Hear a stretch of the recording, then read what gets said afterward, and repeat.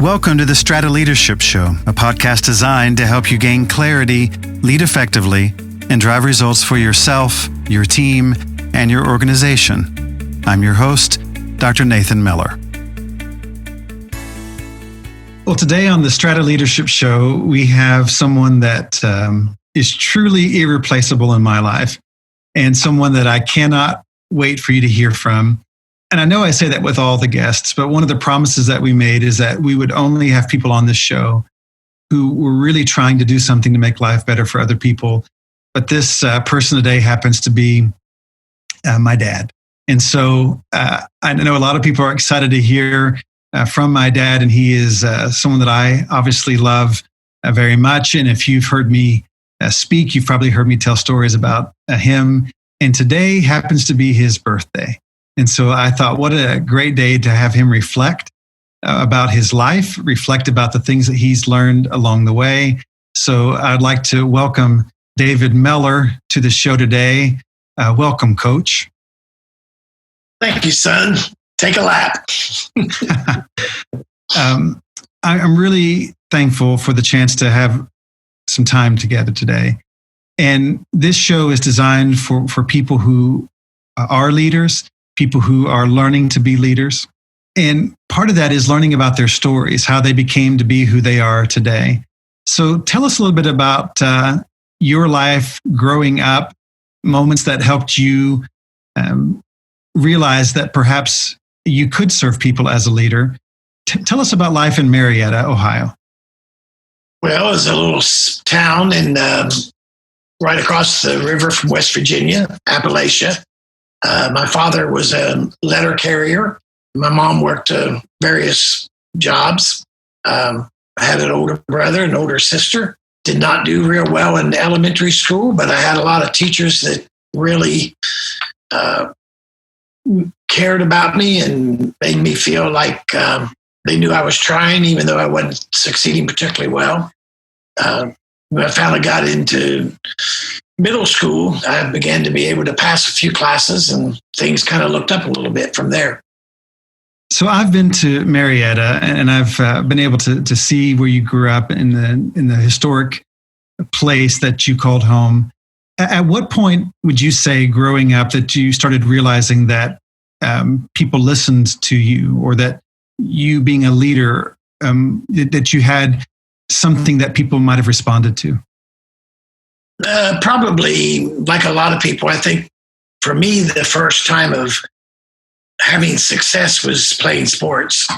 I got into a lot of fights when I was in school and got in trouble for that. Been to the office several times. But when I first went out to play football, I could hit people as hard as I want. And the coaches were like, that's fantastic. I didn't get any trouble for it. I look back on it and I think it's kind of shallow in a way. Even as a coach, I look back on it and think, what were we saying? But the fact you were tough on a football field really didn't necessarily have a whole lot to do with life, but it did give you a little more sense of confidence. And, it sounds funny, but people knew who I was. And that made me start thinking about who I might be. So I guess that's where I would probably say it started. So I know obviously about your background, and you played football. You were involved in track. Later, you'd be both in high school, but specifically in college, you did a lot with the swim team. And then you were really focused on wrestling quite a bit. Of all the sports, which would you say was the most impactful to you? Probably was football. It probably should have been wrestling, but I really loved football. And I think part of that goes back to the coaches. When I was on the wrestling team, we had 4 different coaches in 4 different years. So you really didn't have that bond. But I was thinking about this the other day, and one of the coaches had been in the military. And I never was in the military. And sometimes I feel a little guilty about that. A lot of my friends were, and I lost friends in Vietnam. But one time took me aside and told me that, he really admired me. And I was like, you admire me? I mean, I've never done anything, but those kind of comments have an impact on you. I remember when I made varsity, one of the seniors, when he graduated, he gave me his jersey, and he told me to make him proud wearing that jersey. I'm a freshman in high school, and it just meant something to me that he would say that. And as crazy as it was, I ended up not wearing that jersey the next year. But when I had that jersey on, I wanted to make him proud. So you graduated from high school and from Marietta High School, and then you decided to go on to Harding College. And you get there. What was the biggest thing that, when you look back on it, what was the biggest thing that changed in you when you moved away from your hometown where you had grown up and your dad had grown up and your granddad had grown up? This was the first time that you had lived outside of Ohio. You moved to this small college. How did that change you? One of the things is my family was very dysfunctional, and it got better. It was probably better for me than it was for my brother and sister, but it still wasn't just ideal. And I never thought about going to college. I was looking for a job, and a man who was dating a girl from my hometown church came to visit her, and she was telling him about me playing football. And he came to talk to me and go play football. So 2 weeks later, I'm at Harding. I never dreamed I would go to college. And so it was like, I don't know that I thought it really then, but I realized I could be anybody here. Nobody knows me. I don't have anything to live up to or live down to. It's kind of a clean slate. And I do remember thinking about that, thinking, okay, I can't rely upon anything I've ever done before. But then they don't particularly know the things I'm not proud of either. So you fast forward, you get through college, and you start off at the YMCA, and then you make your way into really a handful of things. You're doing full-time ministry for most of your adult life. You're also going into teaching and then into coaching full-time. When you think back about what it means to be called Coach Mellor, because most people who know you, they call you Coach Mellor if they knew you in that context. What does it mean to you to be a coach? How has that changed your life? Well, tremendously. I think that should mean something very positive. But I can remember being extremely disappointed in coaches, knowing that they were asking us to do things that they wouldn't do, or ask us to not do things that they were doing, not being able to realize they were human beings that were flawed. When I realized they were flawed, it was devastating to me, because I just thought so highly of them. And so to me, being a coach, it's more than just the sport, whatever sport it might be. It's something way beyond that. I often said I don't think I was really the greatest coach in the world, because at the end of the day, I just couldn't be depressed for 3 or 4 days because we lost. If we played well, if the guys really tried hard, if we were just outmanned, the lessons we learned, I would tell the players all the time, what you do in the fourth quarter is what you're going to do when it's tough in your life. If you're going to quit now, you'll quit your wife. If you're going to quit now, you're not supporting the other players. You're not going to support the people. And I believe that. It wasn't just something I said. It's something I truly believed. And I think that's true. And so every once in a while I'll hear from a player, and it's humiliating, but also makes you feel great. And they'll tell you something you told them, and you're like, wow, that's 20 years ago or 30 years ago, and you still remember that. So looking back at your life, there are a number of things that I would look at as that have shaped me. And one of them was that we always had foster kids living in our home growing up. Even before that was even an official thing, there was just people who needed a place to restart their lives, and they would often end up at our home. And then later it was more in that formal setting. Why did you and Mom choose to be foster parents? I don't think we ever just really sat down and talked about it in some deep sort of philosophical way. It just it was there. We could do it, and we just did it. And this, I'll be honest, your mom's sitting here, but this has nothing to do with her sitting here. But I would say 80 or 90% of what we did as foster parents was really your mom and her willingness to do it. And, I would come in there and help sometimes, but she had the capacity for that and was really willing to do it. And I don't want to make a big deal out of it, but I came from a pretty crappy background, and I felt like we could offer kids something else. And even if it was a day or a few years we had the kids, I always felt like that knowledge of being loved may just make them pause when they're about to do something really bad. Or if they really messed up their life, there's something back in their mind that they might remember that would pull them out of it. And I think we've been blessed to see that to be true.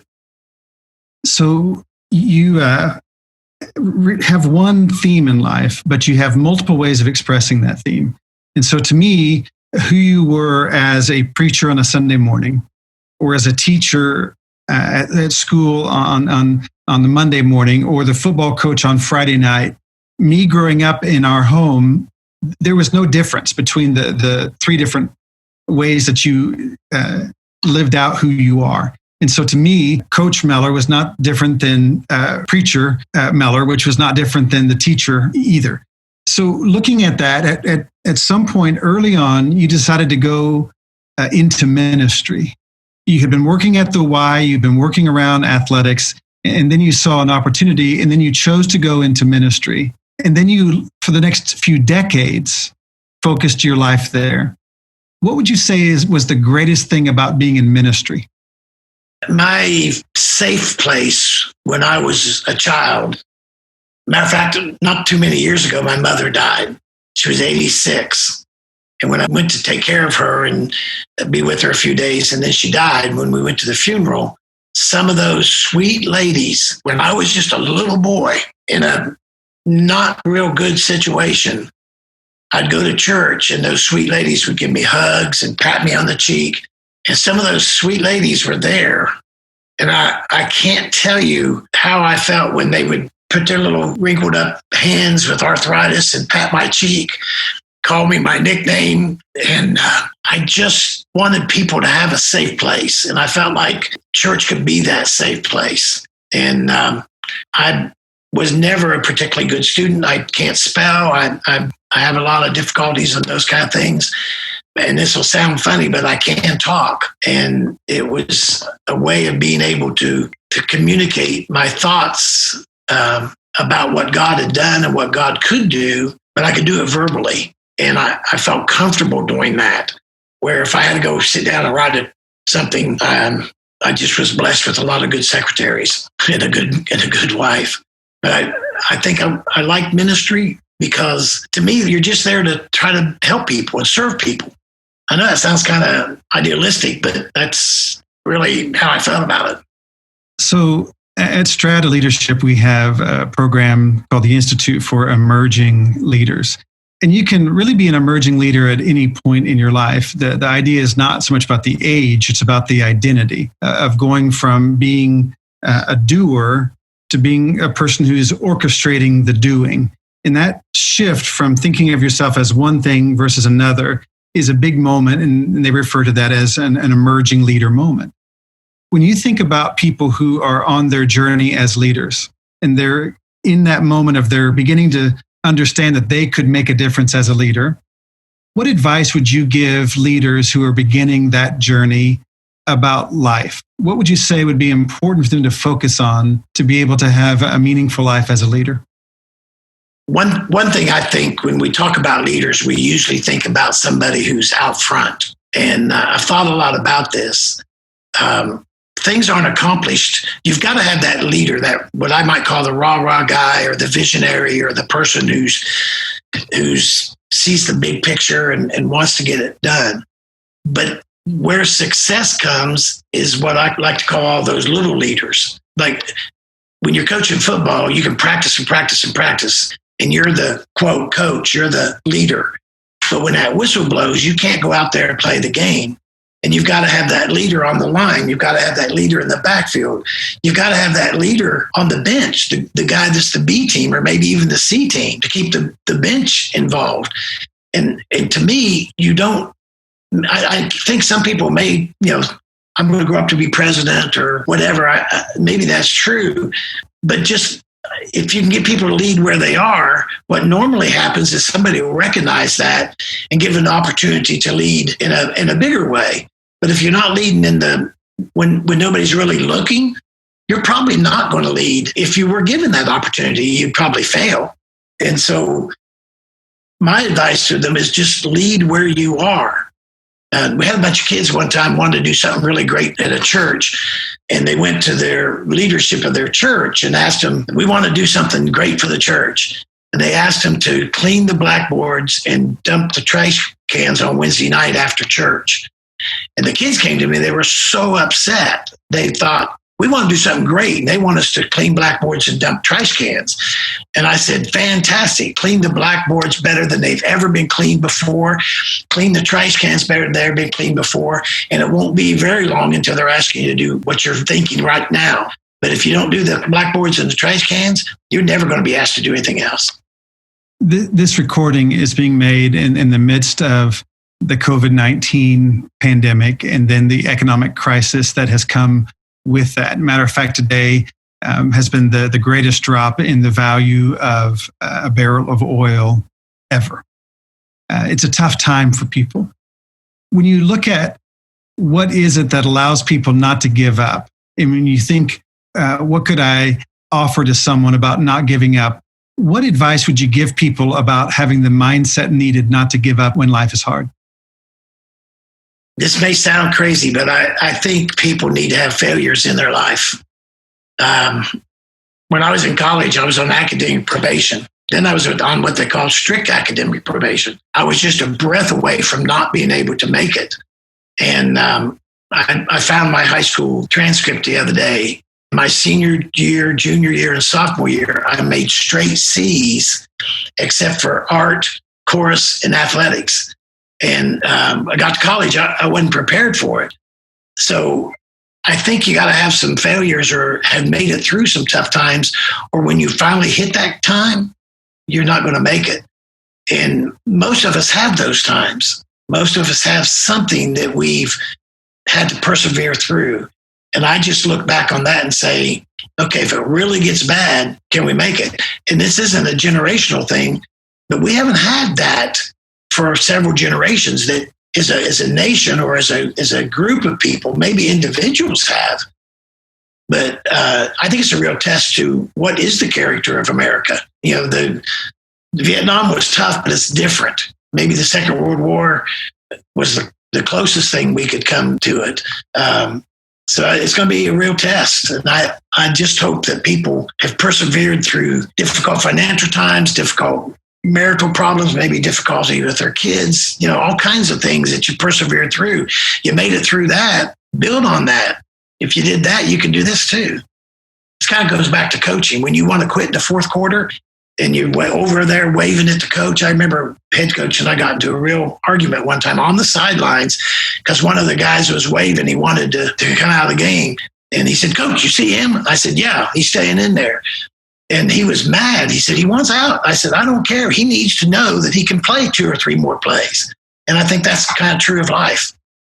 About 8 months ago, you called me on a Sunday night and you told me that my brother, your oldest son, had been involved in a shooting and had been, at that point we didn't know, shot how many times, but he had been shot and was on his way to the hospital.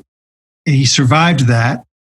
But I watched you and Mom through all of that, and I watched you sleep at the hospital every night just to be there. And now he has made a full recovery. What did you learn, or what's the takeaway, if you wouldn't mind sharing, to watch your son who nearly lost his life in a moment of violence where someone was trying to rob him? This was the same son who had survived cancer just a few years earlier. What would you say is the takeaway for you after having been through an experience like that? Well, I don't want to be preachy, but I am. First thing is that to me, it's times like that that God sent his son to the earth for. That if he had died, he is not any different than anybody else. He's made some pretty big mistakes in his life, just like I have and other people have. But as far as I can humanly tell, he had made it right with God. So my first thought was, if he doesn't make it, I know that there's a God in heaven. The second thing was that I felt like we needed to do everything we could to surround him with love. And he talks about that quite a little bit. He talks about the fact that there was a moment that it was kind of like, do I fight through this or do I just let go? And I think knowing that people love him, knowing that his brother got in the car and drove all night, thinking he might have to give him his kidney, I think those things made a difference. And I think your mom and I being on the same page made a difference. But it was the hardest thing as an adult. One of the hardest. I won't say it was the hardest, but one of the hardest things to live through. And I just stayed at the hospital. It's not a big, particularly sacrificial. It was just the best way to do it, so your mom could get home and get some rest. The worst thing about that is I didn't realize until the last 2 nights that the cafeteria was open at night. One of the things I remember as a kid is when you went to Guyana, South America, for the first time, and it would have been 1980, 81, or somewhere around there. And that was a big deal for our family. And I still have the telegram that you sent while you were there, which was a big deal to get a telegram back then when you couldn't call and things like that. But now you, by yourself, and then you later when mom could travel with you, you've gone all over the world trying to serve people. And if you added it all up, it would be years of your life have been spent in foreign lands, on foreign soil, I should say, serving people. And now your main focus is through health talents to help provide compassion and good medical care to people in Guatemala to provide for their physical and their spiritual needs. You have spent as much time doing work like that of anybody I know, and have gone on what I would guess would be 75 or more trips of varying lengths. Why is that so important to you? I think it's a time of renewal for me. It's also a time, so much of work, I don't care probably whatever job it is, there's so many things you have to deal with that aren't really at the heart of what you really want to do. That you've just got to do the job. You've got to do the work part. And for me, missions is real clear. You're there to serve the spiritual and physical needs of the people. And you can do that basically 24/7, and you don't get pulled off into all these other aspects of things that need to be done. It also, it sounds kind of cliche. I doubt if I've ever been on a mission trip that I didn't get more from those people than I gave to them. I had a friend in Jamaica one time. Some of the American churches were taking their money away from the churches there, and they were all concerned. What are we going to do? What are we going to do? They want us to take care of our people and be benevolent. And this one man, his name is David Henry, he finally spoke up and he said, "Brethren, if we are too poor to be benevolent, we will never be rich enough to be benevolent." And I think it's one of the most powerful statements I've ever heard. And those people were poor. And it keeps you balanced. It makes you remember. And so he taught me a whole lot more than I taught him. Although I did try to teach him how to swim. So I'm going to make you uncomfortable, but I think it's a question that means a lot to me. What's the best compliment you've ever received? If I tell you, it'll sound racial, and I don't mean it to be racial, but there's an African-American lady in the church one of the churches where I preached, and she was just a mess. Her kids were a mess, abject poverty. 5 of her 6 kids were in special needs classes. I was standing at the door shaking hands, and she says, "Brother Dave, you is a loving man." And that meant a lot to me. Nobody's ever told me I'm handsome. Nobody's ever told me I'm brilliant. But how much does that really mean? But if I could be considered somebody that loves people, and that's pretty good. Well, today is your 73rd birthday, and looking back over your life, I know it's impossible to distill that all down to just a few lines. But what is looking at your life now at 73? What is something that you wish people knew about life that has become clearer to you as each birthday has passed? It's something that you wish people knew. This is kind of something I've said many times, so it may sound programmed, but I really believe it. I think you got to kind of have a philosophy of life. You've got to have some maybe short sentence. It might be a verse of a poem or a song or something that you live by. For me, when I was real little, it was the little train that, I think I can. I mean, I bought into that. And when something was hard, when I was like, usually it was physical, but it was hard, I would just keep saying, I think I can. As I got older, it kind of changed. For part of my life, I had a little phrase, I can, I will, I did. It's kind of the same, but I really believe that. I used to say, everybody says I can. A lot of people say I will, but how many people can say they did, no matter what it was? Maybe it's jumping off a cliff or, graduating from college. For me now, it's faith leads to courage, courage leads to action, action leads to accomplishment. Accomplishment leads to greater faith, and then the whole cycle starts over and you've moved up a level. To answer your question, I'm taking longer than I should, but to answer your question, you got to have something in your head that you live by. You've got to have some idea of what is your philosophy, and that can change. But I find a lot of people don't have any idea, and they need to have that. So I was looking at some pictures the other day, and I noticed that one theme in our families was that we always had great dogs. So when you look back over the different dogs that you've had, why do you think that having animals like that around you has made life better? When I was little and things were not really good in my house, I found it was a good idea to hide sometimes and just kind of stay out of it and not maybe cause it. So I would go out in the yard and I would hide in my dog's doghouse. I was little as a kid.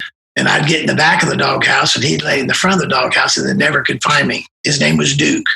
And I'll never forget the day that Duke finally so unhealthy that my father had to put him down. I think that there have been a lot of times that I've had conversations with those dogs when everybody else has been asleep. Everybody else, in my opinion, had abandoned me or something. And I could always get a lick on the ear from a dog. Last question for our time, and I really do appreciate you providing some of your birthday day, which is valuable time for people that you don't know, to be able to listen in on this podcast, and I really do appreciate it. It's old. So recently, you celebrated your 50th wedding anniversary. And we're going to have a celebration for that later in the year when we're not dealing with quarantine issues. But after 50 years of marriage, what advice would you give to people who are dealing with their own marriages, that they are trying to figure it out the best they can? What advice would you give? I think you've got to be willing to be forgiving. You've got to be willing to let the other person be their person. You've got to not be overly sensitive. I think sometimes we are childlike when we feel like we're not getting the attention that we should get. I talked to somebody just yesterday, a young couple that are married, and they're having a little problem, and they're talking about separating for it. And I said, that's the worst thing in the world you can do. Work through it. I said, I actually told the kid, you're just a big quitter, toughen up. This is nothing. You think this is bad, this is nothing. And I think you've got to be committed to it, just like anything else. And you got to be tough enough to make it through some hard times. I've given my wife some really hard times. Your mom, you probably don't know how bad it's been. She's been a challenge to me sometimes. But the options are work through it, or there is no other option. And I know that's not really true. I do understand that. I think there are times people need to leave each other and it's not working and it's not going to work. But for the most part, the things that destroy people's marriages, if you look back on them, and I can tell you, after 50 years of marriage and after 40 some years of talking with people who have done it, a lot of them look back on it and they were like, why did we get divorced? That was not worth being divorced. I, again, appreciate the time today. And our goal at on the Strata Leadership Show is to bring people together, leaders together, to talk about ideas that matter and to really think through what we can do to make a difference.